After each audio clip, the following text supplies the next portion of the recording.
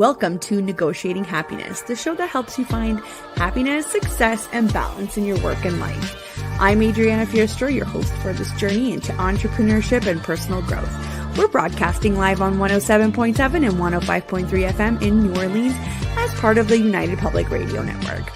We explore the latest strategies, insights, and stories from successful entrepreneurs and experts. From managing stress to building a thriving business, we've got you covered.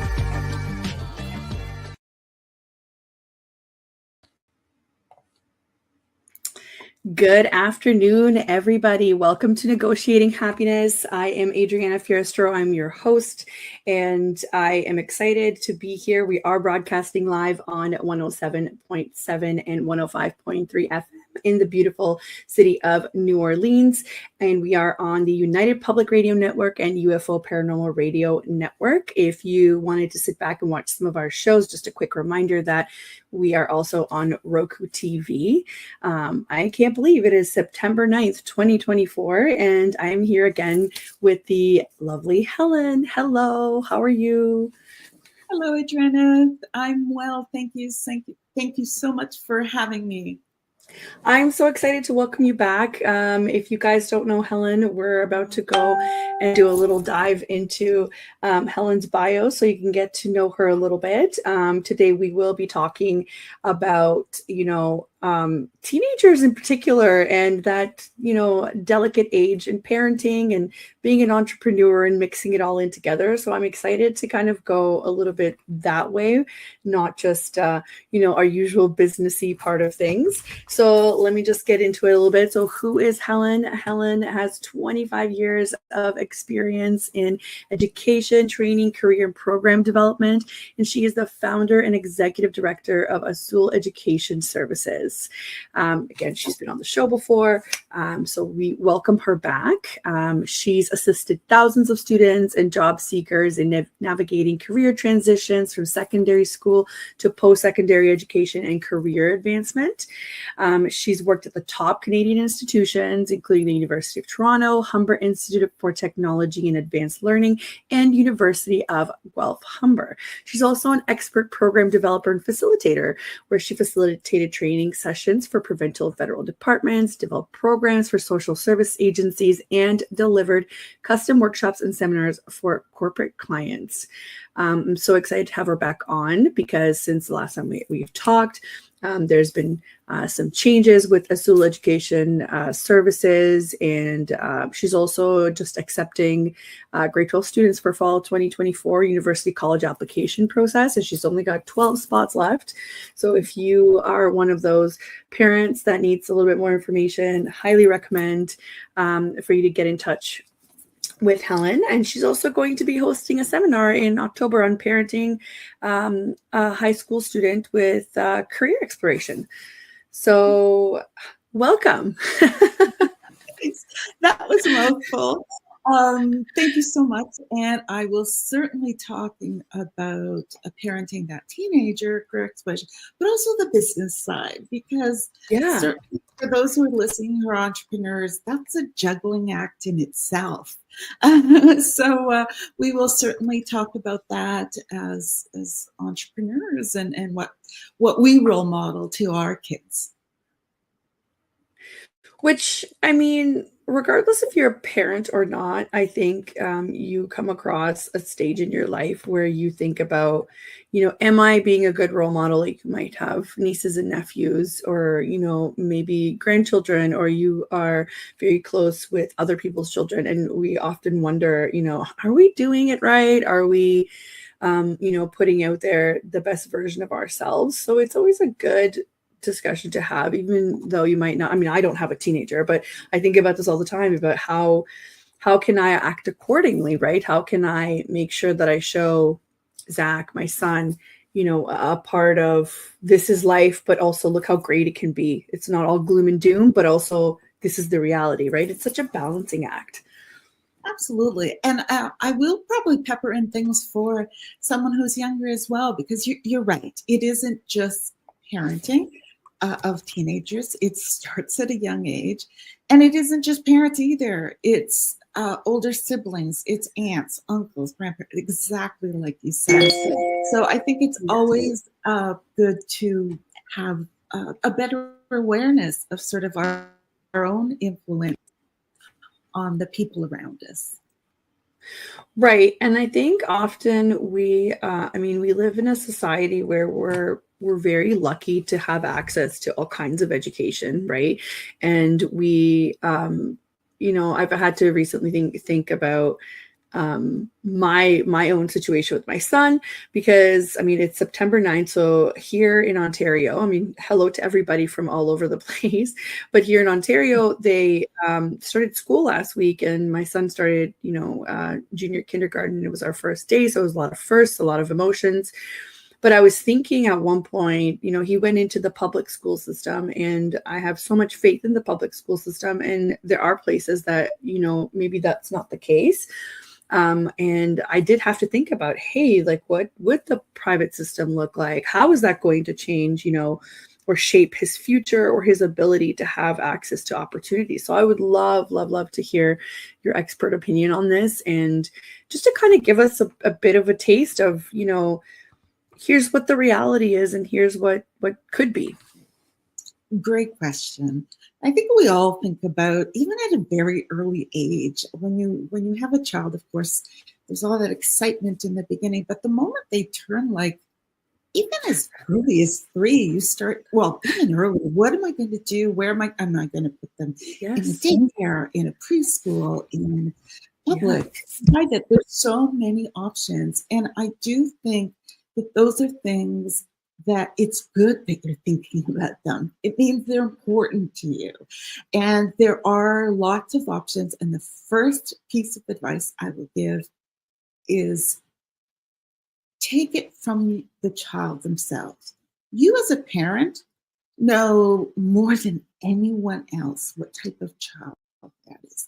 Is it a child that's going to thrive in a play environment? Is it a child that likes structure and likes to, changes something that's difficult for them? So knowing your child right from an early age, and then of course there's other factors, right? Like cost is one of them, location is another. There's so many things to take in case. You're lucky when I wanted to say you're right, and you're lucky, and I am too, that we have many good public options. Having said that, education changes all the time. Policies change, leadership changes, school culture changes. So I think more and more I'm being asked at an early age, like, how can I set my kid up for success? The hard part is there's probably for 100 people asking, there's 100 different answers. Right. And the reason for that is, like I said, you want to take the cues from your child. And believe it or not, that early stage is the hardest, because you just want them to grow. You want them to be happy. You want them to be safe, number one, right? And so a lot of parents were thinking, well, I want them to excel. I want them to get good grades. I usually say it's really early when you're just starting. And the key is to ensure that your son, your daughter, whoever it is that you're guardian for, is in a place that they feel all of those things, that they feel seen, heard, respected, growth, independent, all of those things. And you need to visit. You need to visit schools. And this is the hard time. Hardest time is, how do you make time? Because you can't just drop in. And, I'm sure parents would love if you just had cameras looking at a different camera. No, you do not want to do that, because it's like anything. There is over information.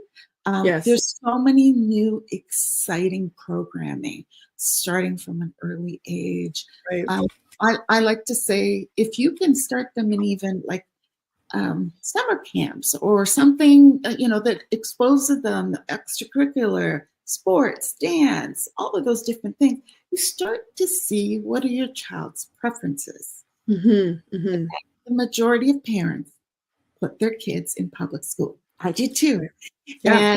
And it is because we hope it is the best. We hope that leadership there is doing the best. And I think for the most part, they are. I really, really do. So look at your options. There are so many great options publicly, privately. Get as much advice. Talk to other parents in your community. When you attend the park, and there's kids similar age, you might be part of mom's groups, play groups. There's so many different things. Yeah. And I have to say too, as a new parent, I didn't understand all of the different avenues that could provide resources, right? So here locally in Ontario, we have, I believe they're called Ontario. I forget what the program is called now. I'm of course, now that I'm live, where it's kind of like if your child isn't in daycare, you can drop in, and they're drop-in programs that you can go. Ontario early years. Yes, early on. Thank you so much. That's exactly what I was thinking. There are early on services available, and they're typically attached to other daycares or other programs. So you kind of get a glimpse of what's going on the other side, maybe a little bit. You get familiar with the area, but they have resources for parents, and also your local libraries, your local pools, like your city pools will have lots of swimming programs. I will say this, the more remote that you live, where we used to live remotely, the availability would drop off. There wasn't as much, but now living somewhere like Kitchener, Ontario, they have so many pools, and I was just floored at how many options we had, and they're cost-effective options, right, for 7-8 weeks of a program. And you're also kind of supporting the teenagers that now have jobs that are in high school, because they're often the lifeguards, the instructors. I used to do camps when I was in school. I was an instructor, so it's kind of like a full circle thing. And I find that with little kids, they love looking up to, the older kids.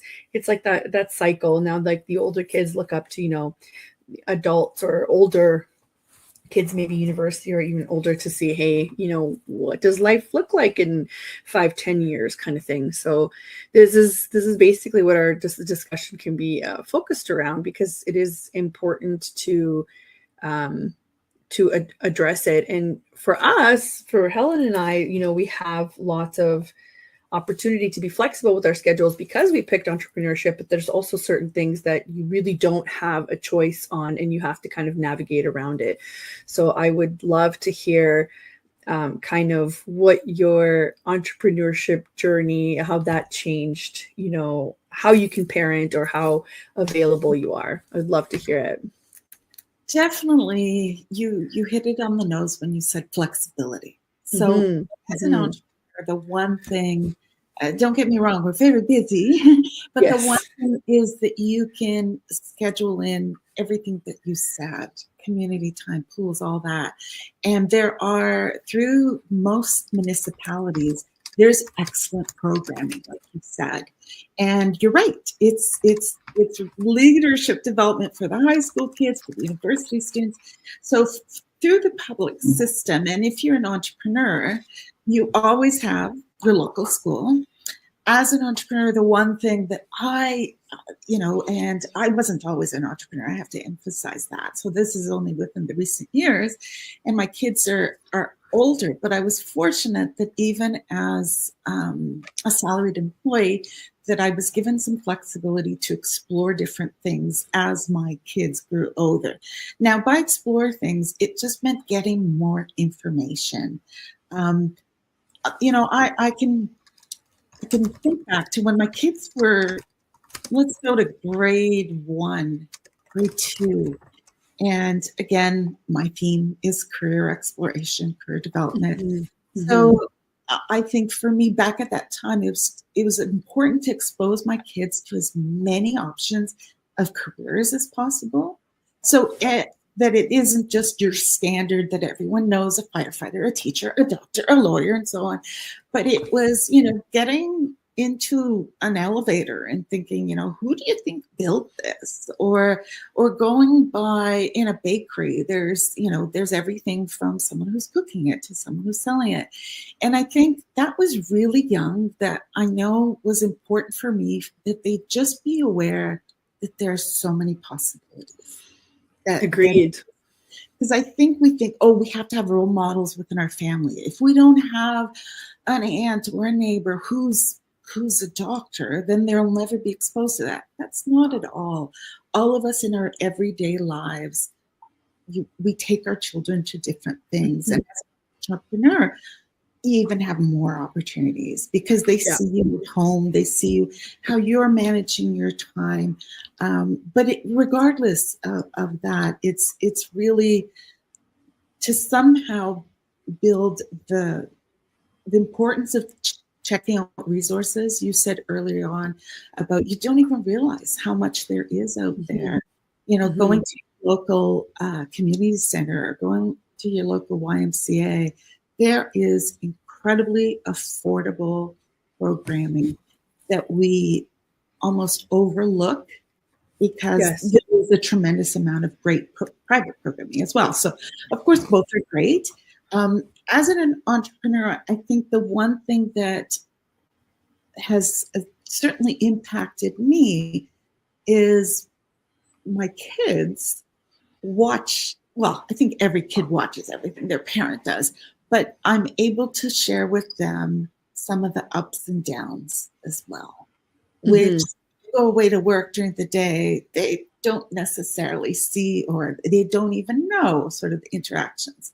But if you are, whether it be a small business, brick and mortar, or you're at home, your child is seeing the ups and downs.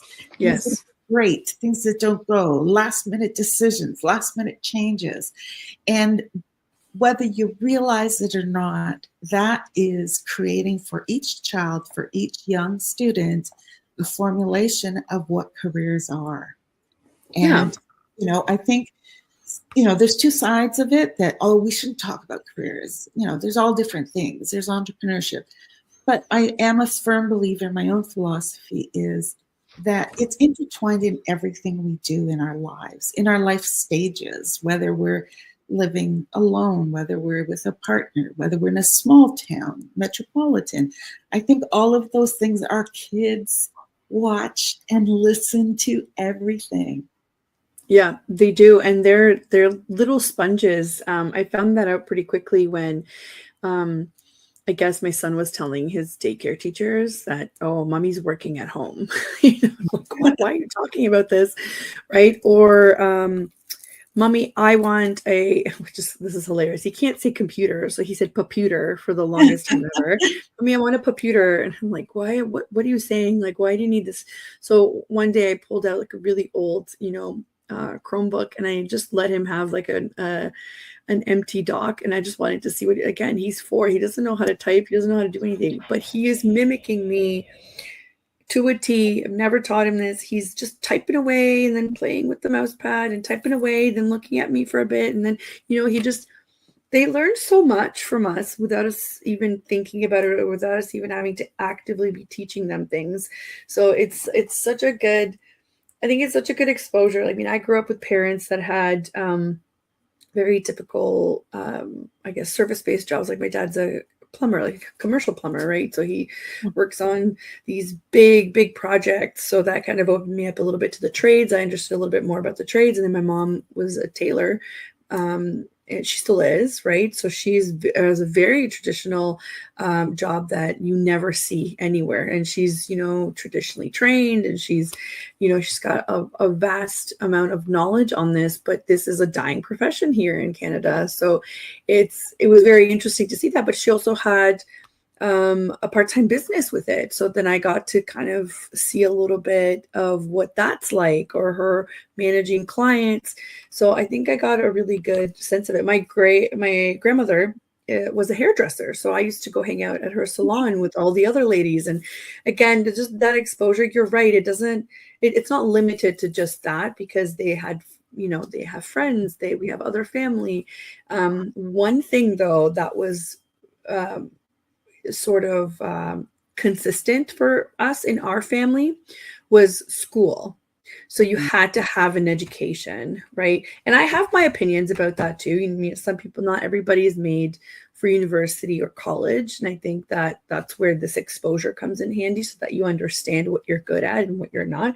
But in my family, it was, you know, my parents both went to post-secondary education in different, one was a trade school, one was university, and then trades. So there's a lot of structure within that. And for my grandparents and great grandparents that didn't get to have as much education because of the times, right? They also put an emphasis on, no, you should go, you should have the opportunity. So I think it's really important that you're right. You're not blocked in by what your family is experiencing. It's about exposure. It's about bringing new things in. And I say this a lot, you can think of it like as a transferable skill, but I can usually tell if a person is open to other experiences. If you talk to them about, you know, has your family ever exposed you to different kinds of foods? Because food is such a necessary part of life, and it happens so often that you form a habit of either you're really good at trying things or you're not, right? Or you're kind of so on. So I can usually tell a lot about a person if they say, yeah, like, you know, we tried all kinds of food, or when we travel we do this and that, and my family always cooked, but, you know, borrowed recipes from all kinds of different cultures and whatnot. And I find that it helps me figure out how willing that person is to be exposed to different experiences, because it can be, with food especially, it could be amazing or it could be horrible, right? Depending on how, you know, our taste buds, our willingness to try things. Yeah. Yeah, and it doesn't just apply to food. I mean, everything from what we consume, music, culture, language, all those things. You're absolutely right. I mean, someone will say, well, I have a picky eater. Okay, that's fine. What else is happening in their world? And what I think, I mean, some of the questions I've been getting always over the years, my kids are much older. My daughter has completed university.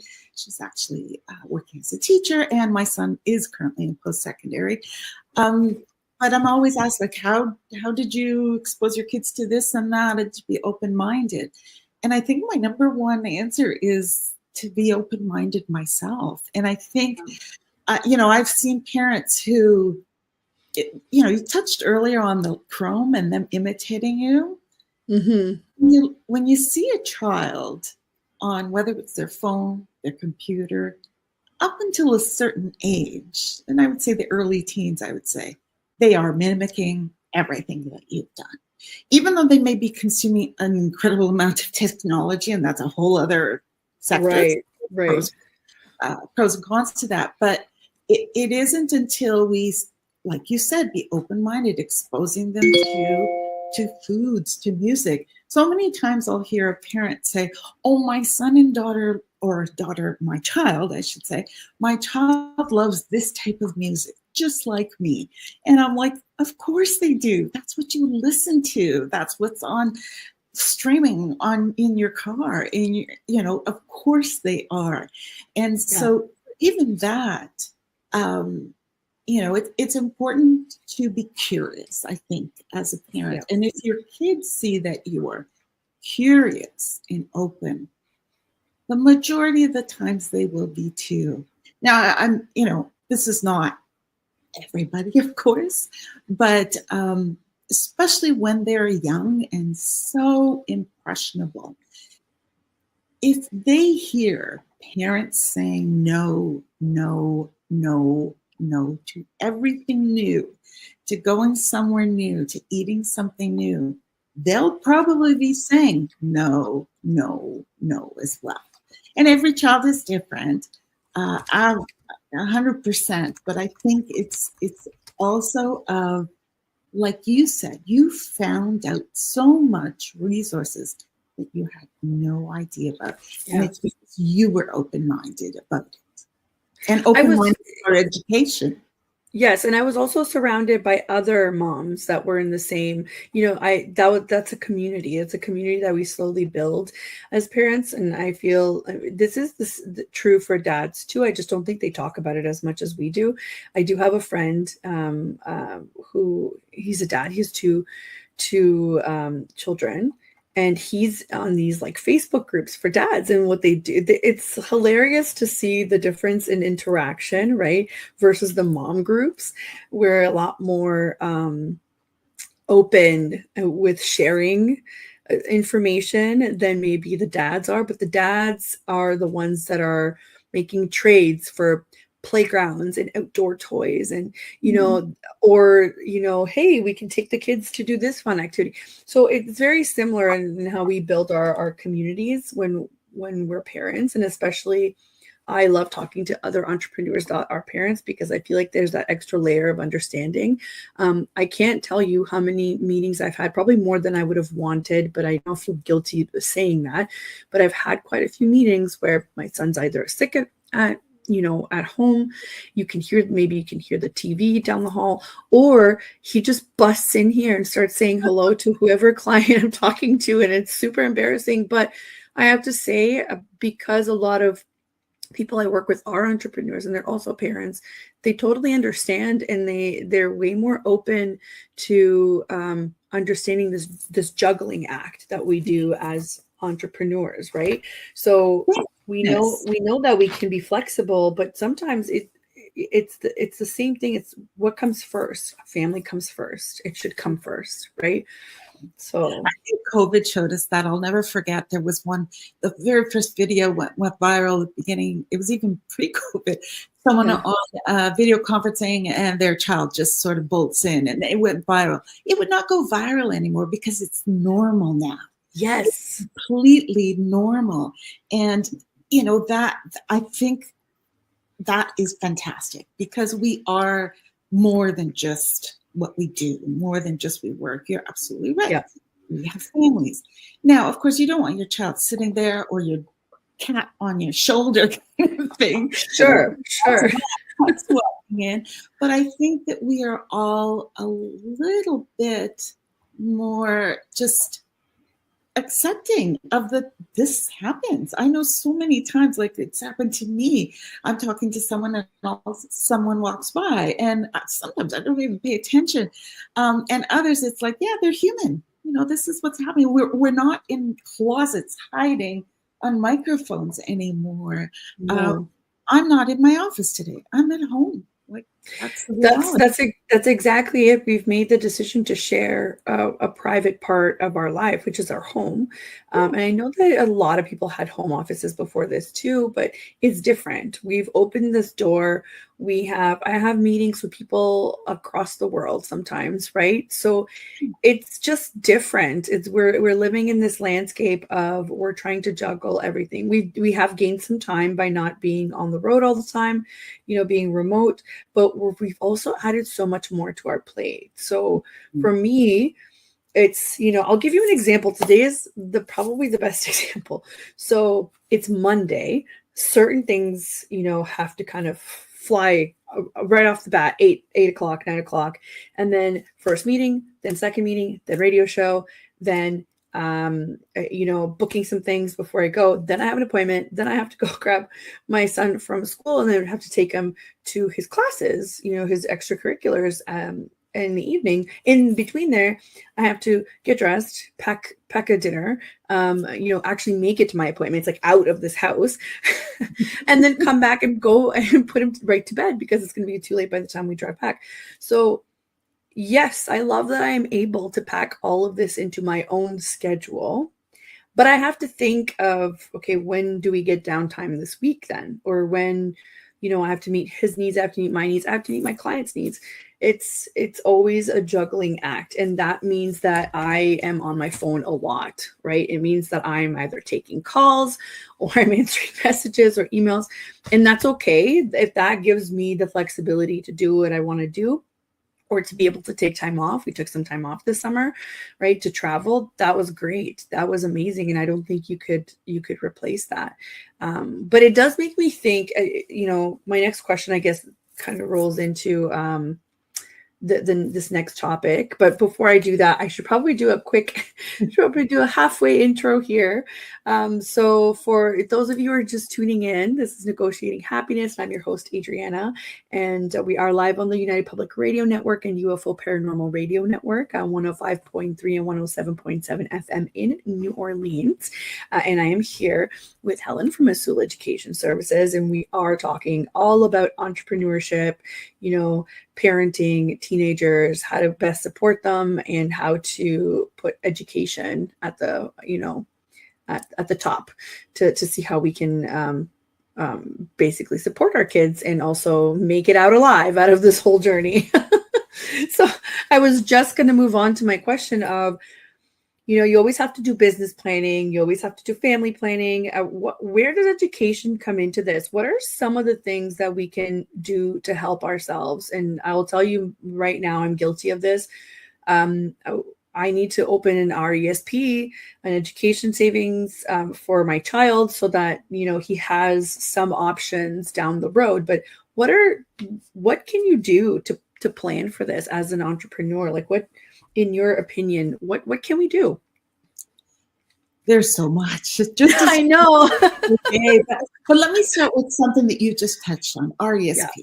Those are something that as an entrepreneur, that there's going to be fluxes. There's going to be ups and downs. And I think the key there that you said is you put it at the top, you put it at priority, and you know that you want to put aside funds consistently for your child to access later on for whatever they choose.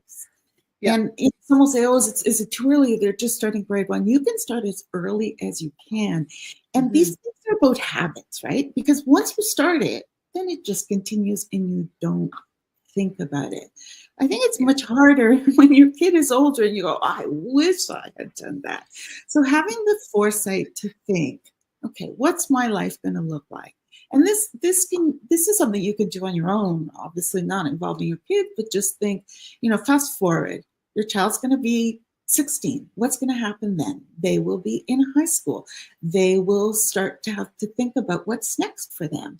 And how will you be prepared emotionally, financially, so many different things. And the finance part is, it should be on everyone's mind. Education, we're lucky in Canada that it's not completely prohibited. Prohibitive finance, but it's still a lot of money. Residence is a lot of money. Trades, I think people go into it thinking it's not a lot of money. No, they have to buy their tools to go do their apprenticeship, to do their education. So I think the moment that you have a child and you want them to have options, it is ideal if you can put something aside. Now, I'm not a financial advisor, but I know someone who is. And the key there is that you speak with someone that you trust and look at what is it that's doable right now? What is it that you would like to be at? And where can you start making that plan? It's more than financial, though. So that was one piece. The other place is even where you live.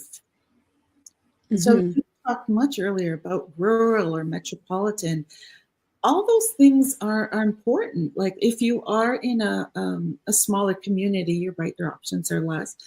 But if you're wanting to give them options, it is to talk about, hey, do you think later on you'll want to, fast forward to that 16-year-old? Is it something they want to go to school close to home? Is it that they want to study abroad or study in another province, which is, very expensive as well. So finance is definitely number one there. Second about is just planning to give them options. The best thing you can do is to find out, to help them along the way, expose them to different options, stay open-minded so that they're not just on one track. And if they are on one track, that's fantastic, but still to, I'm big on having plan Bs and Cs and even Ds for some families, but it's so that things have shifted, that it isn't just about you anymore. You do have a child.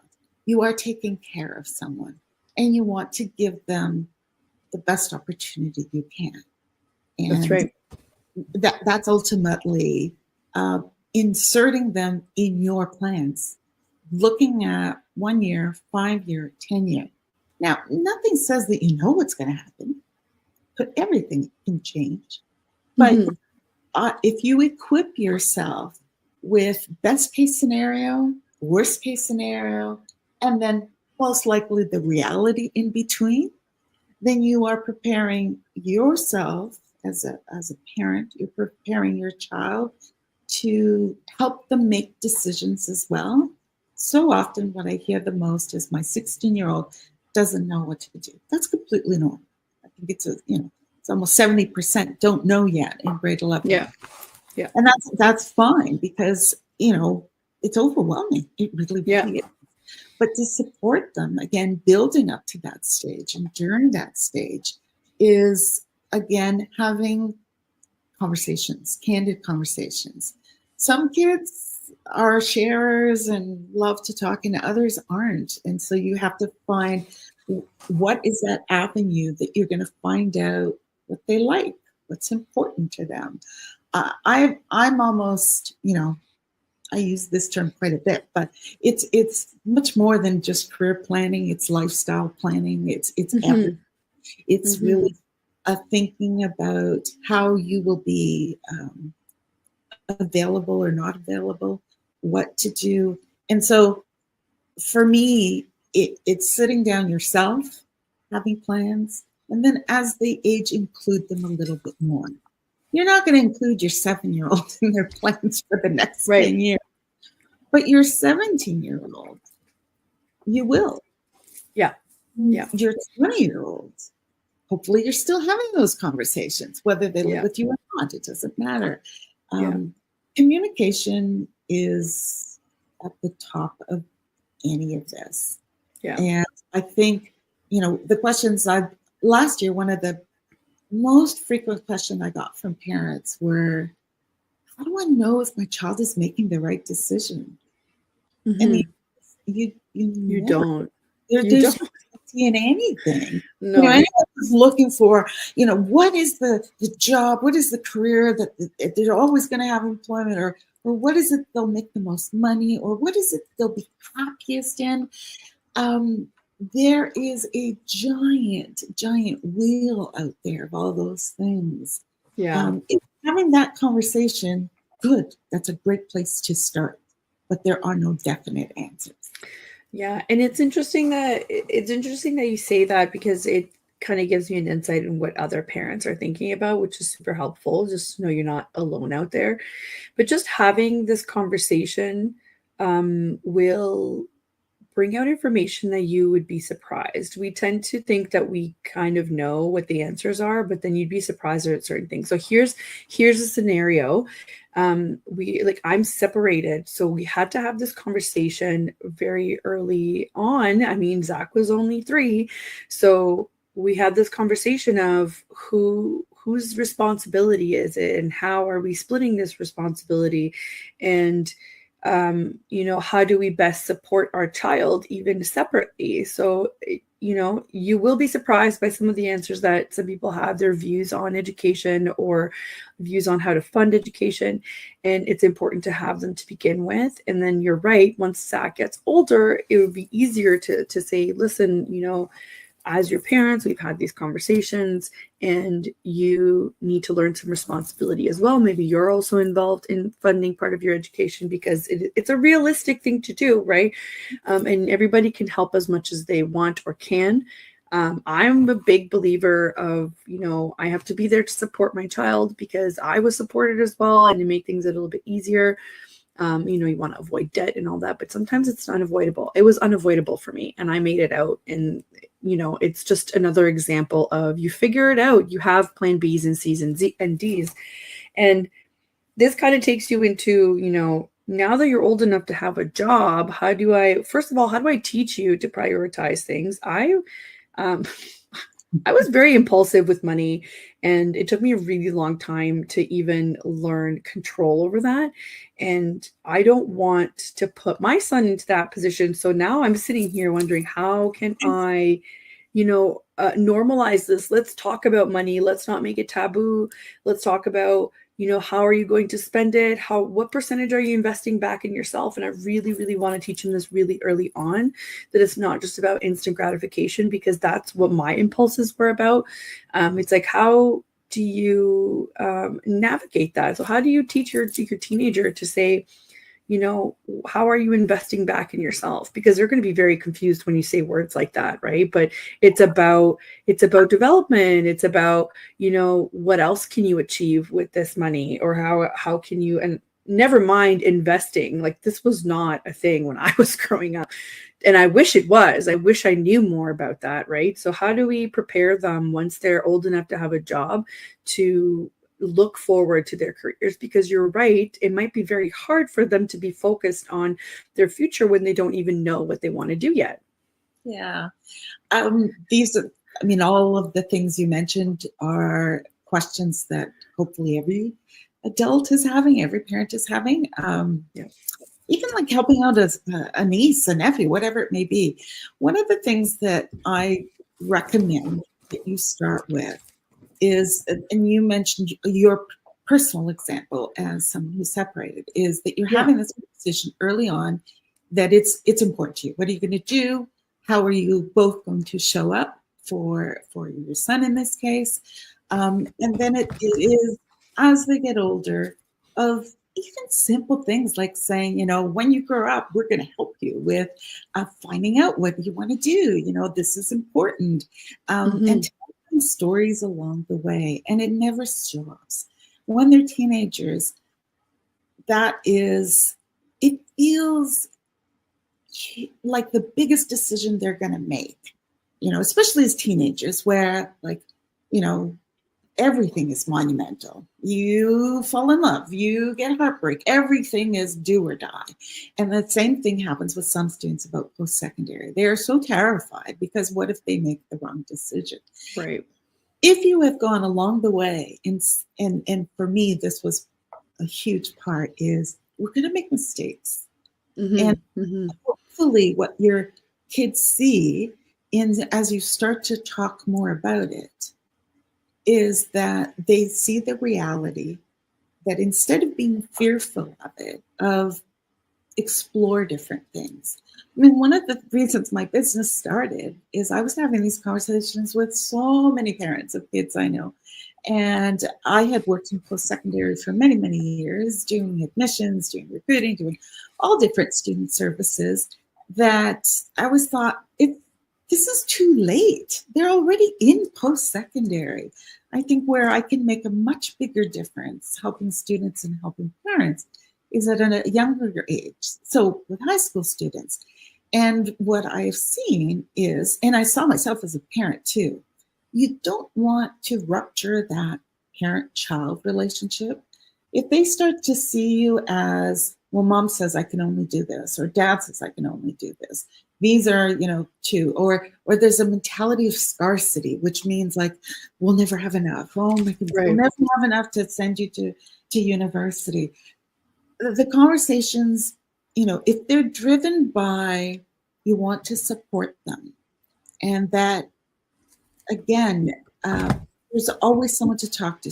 Right now, many of my colleagues are guidance counselors. They're overwhelmed. First, when they start off, it's, adding and dropping courses for high school students, particularly for graduate students who realize, oh no, I can calculus, or I can drop calculus, hooray. I got someone else to talk to my kids. Right. And told them, like, I'm going to be your mom and I have all this information. But one of the things that I wish I had done more of is gotten sort of a career counselor for my own kids other than my own opinion. Right. In my private practice, working with high school students, oh my goodness, they tell me everything. And that's part of the relationship building I do as well, is that it's going to be, I am working for you, for the student. And I'm essentially telling the parent, okay, take some stress off, because when you're asking your kid, well, have you sent this application? All they're hearing is, no, no, no, no, no, my mom, dad are nagging me. So find out, who can support them, who can assist them. And sometimes I do say, have someone other than a parent also that the child can speak to, trust, because those candid conversations, they freeze up in those teenage years with parents. Yeah. And dynamics, right? Dynamics change. Yes, Yeah. yes. And so I love talking to high school students, especially if they're not sure, or those ones who really want to get into competitive programs. How do they get an edge? What can they do to stand out? And with me, of course, I've got lots of experience in my professional education that I can help them navigate that landscape. Mm-hmm. The reality is we can't be everything. Like you talked about your busy schedule. You're an entrepreneur. You're a mom. You're trying to involve your kids in different extracurriculars. Mm-hmm. I think the biggest lesson I've learned along the way, as my kids have aged, as I have learned, is to not feel like we have to do it all on our own. To feel that, you said you have a community of other parents that you talk to. There are services. I offered them. Lots of people offer different things. And even something as simple as, not simple, but talking to your family doctor about your child. I mean, I don't think we do that. I think our healthcare system is very much about symptoms and diagnosis. It isn't about, and I remember I've had a fantastic family doctor all along who always asked, how's your son? How's your daughter? What are they thinking about? Find someone who's going to do that. And say that I would sit with my family doctor and talk about university plans. That never was the case. But it was the case as my kids became 18. My family doctor knew my priorities as well. Mm-hmm. Mm-hmm. For my child. And seldom does that even come up as an education plan or thing. And yet to me, it's actually influenced. The other thing that when kids get to that age is there's so much negativity right now. There is, the job market, or technology is going to take over our jobs, or just what's happening in the world is scary sometimes.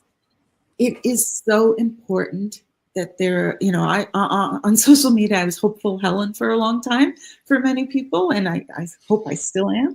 And it is about exposing them to someone who, aside from being their parent, their guardian, is just going to talk to that kid and pull out, because that's sometimes what it is encouraging them to share. And exercises I do that with. There's all sorts of tests and exercise that someone who's professional is trained to do. And so to parents is try not to put all that pressure that it's only you. Kids, it is a village. And we need to tap into that. We need to be open to that. And as we're open to that, our kids will also trust other in that network that you've built to talk to. Or, and I love that I had nieces and friends of, children of friends who just said, can you talk to my kid? And yes. And then, depending on what they need, support them. But career navigating with a teenager is complex. Yes. Don't have all the answers. Right. But we should have a lot of questions. Right. We have a lot of dialogue and exploration and unlimited exposure to what are options.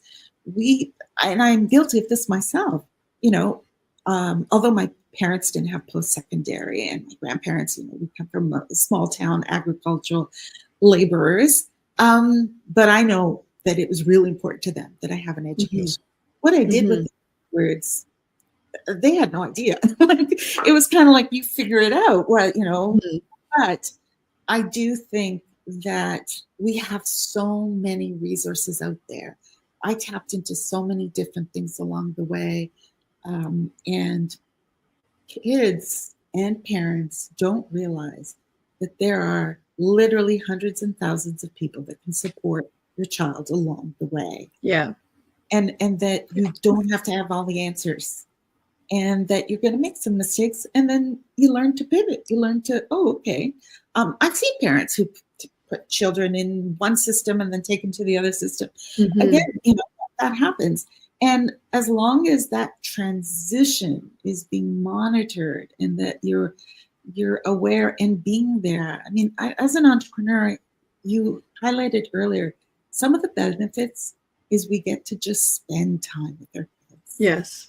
And yes. that's no matter how much you're juggling, in there you had pockets where if you're picking up your child's conversations in the car, if you're dropping off your child afterwards, how was it? Obviously I don't do this anymore with my kids because they're both adults, but at young ages, for me, it was roses and thorns. Some people call it, all sorts of things, but at the end of the day, it was so important for me, the roses is what went well, and thorns was what didn't go so well. And some days they were big lists, and someday it was like, I can't think of anything. But it was consistent for bedtime to find out what was going on. Mm-hmm. And know that I'll never know everything. And that's okay. Yeah. I think entrepreneurship, to me, makes it that on top of your busy schedule, your clients, your parents, it's something that you have a benefit of also showing them, what you do. I mean, that's why they started take kids to take your daughter to school, take your son to school, take your children to work. Work day. Yeah. Your children to work, to expose them. And those are excellent things. And if you as a parent don't have them, send it to your neighbors, send it to, I've taken other kids to where I worked before. Yeah. And I still think that those are things that it shouldn't be only in grade 9. It should be even earlier. And it's to nurture that curiosity at an early stage that will maintain, that will stay as a teenager and will stay as an adult as well. Can I say that too? I agree with what you're saying. I was still in high school. This was a long time ago, where they were allowing you to do your volunteer hours. So for anybody that doesn't know, and in order to get your high school diploma, there is a requirement also not only to have all the credits, or at least a minimum amount of credits. You also have to have what used to be 40 hours of volunteer service. I don't know if it's still the same. Sometimes people had hundreds and hundreds of hours. They would receive recognition for that. Very much encouraged. It used to be that you could go and volunteer at your parents' place of work, and you used to get hours for it. Then they changed it as I was handing in my hours, that it had to be either a nonprofit or a charity or something that isn't directly a business in the traditional sense. And I think that was such a big mistake for my view as a student, because I got to see what my mom did at her work, and I got to talk to, I learned how to speak to the general public. I handled some of the orders. I understood about, prioritizing, scheduling, time blocking at a very young age, not in those terms. I didn't know at the time that that's what they were, but it exposed me to what a real life day-to-day, interaction in a workplace. And I think that, maybe I say it's a mistake, but I do know that they've improved in the types of co-op programs that you can do where you can get that sort of exposure. So I don't mean to say it that way, but in my case, because it was a requirement and I didn't have the opportunity to do co-op, it was such a good gateway into that world for me to see, oh, this is really cool. That's actually how I got my first job, is I met somebody while I was volunteering that said, oh, other languages, what else can you speak? And that's where we formed a relationship that way. So I will always view it as, an opportunity. Take the opportunity to do something that you're interested in, to actually see if you want to be in there. We're almost out of time here because we're having such a great discussion, but I just wanted to kind of tell people a little bit about, the sort of support that you give students. I love that you touched on, you are that other person that is not their parent, but is a professional, has experience in, career development and how to apply for the right schools for you or for the right programs, and how to plan for the eventualities where your situation changes. Not only, not just if you don't get in, but what if your situation changes and you have to think about where you're living, where you're going to school, how you're funding it, what does your application say about you, and what, and Helen offers insight into these schools as well. So in Ontario, we have, different universities and colleges, and there are not as many as people might think, actually. If you sit down and look at the list, not as many as people might think. So Helen has insight that most of us will not, unless we've attended or have been part of administration there, right? So not only do you help people get in and be successful, you also deal with scholarships and grants, and you teach people how to apply for those or how to even find them, and also career development. So it goes beyond post-secondary school or being in there and just being successful. So Helen is a wealth of resources when it comes to this really important stage in a young person's life. So I just wanted people to go ahead and go to her website at azuleducationservices.com. And also you can find Helen on Instagram. And as you can see, just as she is pleasant here, she's also pleasant in her DMs. So please feel free to send her a message if you have questions. She's got loads and loads of information. And we're just seeing Christine Hall here. Hello, Christine. Thank you for saying hi. I love it when people go in. Oh, look, Helen's workshops and consultations are so helpful. They definitely are. I've worked with Helen one-on-one, so I can attest to this as well. You're having a workshop come up. We'd love it if you want to come back and talk to us about it, or even in the new year. There's just so much more that we could talk about, right? There is so much more, and you're right. Yeah. Thank you for just pointing out, and thanks, Christine. I do parenting workshops. They're free. I'll be probably having one coming up in October, because there's so many questions, many questions, so many options. I think it's overwhelming for kids. It's overwhelming for parents. Post-secondary just means after high school. It does not necessarily mean just university or college. There's trades, there's work, there's students who co-ops are excellent. I'm so happy that high school programming involves co-ops now for many, many students. And I just lastly touch on that volunteer. So it is still 40 hours requirement. You're absolutely right. Some students have more and more of them. The reason they changed it to not necessarily being with a parent is that whole understanding of volunteering, of service, of working for someone. Because what you emphasize is you got so many life skills. You got like employment opportunities even from it. Volunteering, that 40 hours is in the requirements for Ontario high school students. And it is for them to have a better understanding of that it isn't just paid employment. Yes. And for some, the biggest thing I hear is, I don't know where my kid can volunteer. Oh my goodness, there's so many organizations that would love a student, even for just 3 hours, helping them out with everything from mailing to fundraising to stocking shelves at a food bank. Events, lots of events typically rely on volunteers as well. Yeah, no, for sure. I've played with the whole idea of just creating a list of all of that. So thanks so much for emphasizing those things. No, thank you so much. And, head on over to Helen's website. She has so much more information on there as well.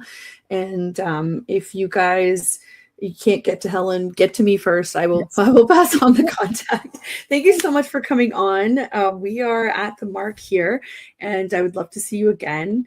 And thank you for everybody that tuned in into the platform. Thank you for allowing us to have this space to kind of spread our messages of, what entrepreneurship is like and how everybody deals with it. And I love bringing on people that love to spread, information that's super helpful and very much necessary.